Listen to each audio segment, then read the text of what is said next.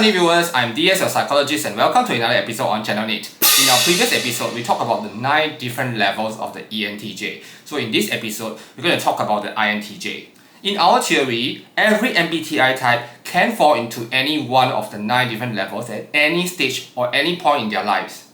For any MBTI, levels 1 to 3 is the heroic stage. Level 4 to 6 are the equilibrium stages. This is where most of us usually are. Level 7 to 9 are the demonic states. So this entire description of the 9 different levels of the INTJ will be divided into 2 different episodes. In this episode, we will focus on what to expect of the INTJ at each of the different levels.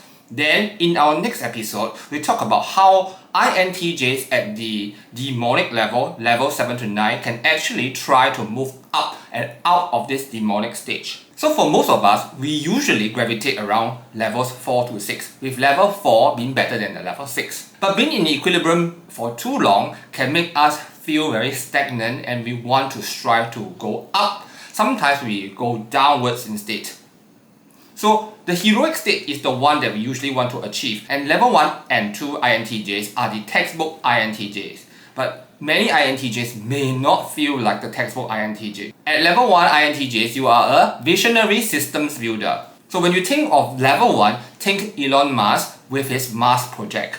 It may be very difficult for the common INTJ to actually reach this state and stay there. So some of us may have reached level 1 before, but sometimes we just fall back because it's a heroic moment or it's just a momentary kind of a successful situation.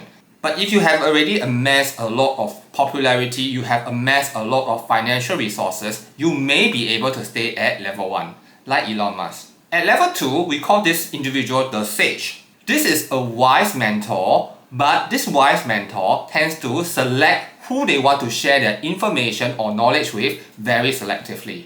I would say an example of this would be Mr. Miyagi. I would call an INTJ functioning at level 3 the strategist. The strategist calculates 10 steps ahead. This is also what many people know of the INTJ. But sometimes many INTJs are so caught up with their web of life that they may not do as much as they had wanted at this level. I think a level 3 INTJ would have been a very happy INTJ already. So to quote an example for a level 3 INTJ, that would be Death Notes L. A slogan for INTJs at level 1 to 3 is I optimize reality. So most INTJs will fall under levels 4 to 6. This is your common INTJs that you get in the academic schools, in your everyday life, at work. At level 4, we have the analyst. The analyst is a high-functioning INTJ that usually detaches logic and ignores emotion. An example of such an INTJ, Sherlock Holmes. At level 5, we have the bureaucrat. This INTJ rules the systems but stifles innovation,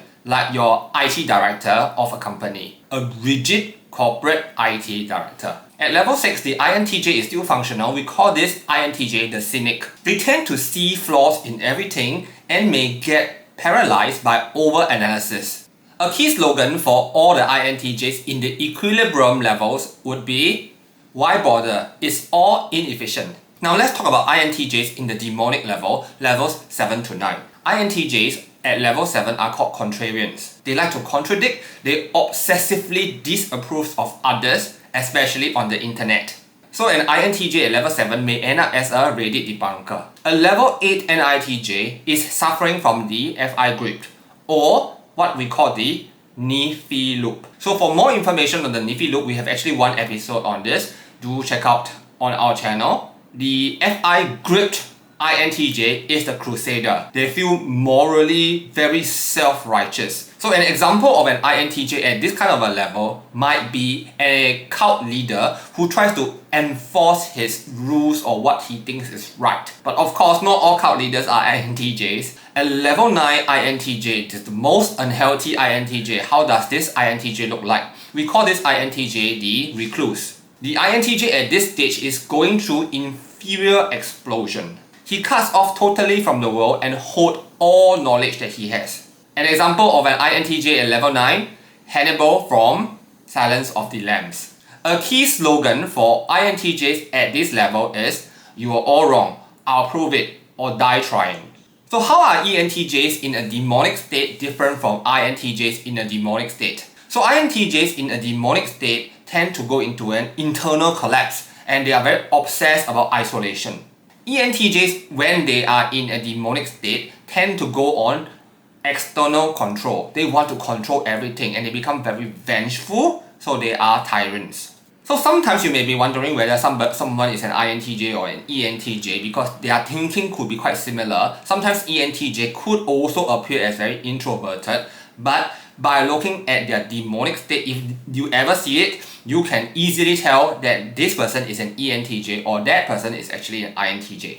In our next episode, we're going to talk about how INTJs at the lower levels can actually try to bounce up to the higher levels. What triggers lower levels, we will also talk about. So at Channel NITT, we produce a lot of ENTJ, INTJ and other MBTI videos such as this one. So if you're not an ENTJ or an INTJ and would like your MBTI being the third MBTI type to be discussed in this 9-level series, do give us a comment.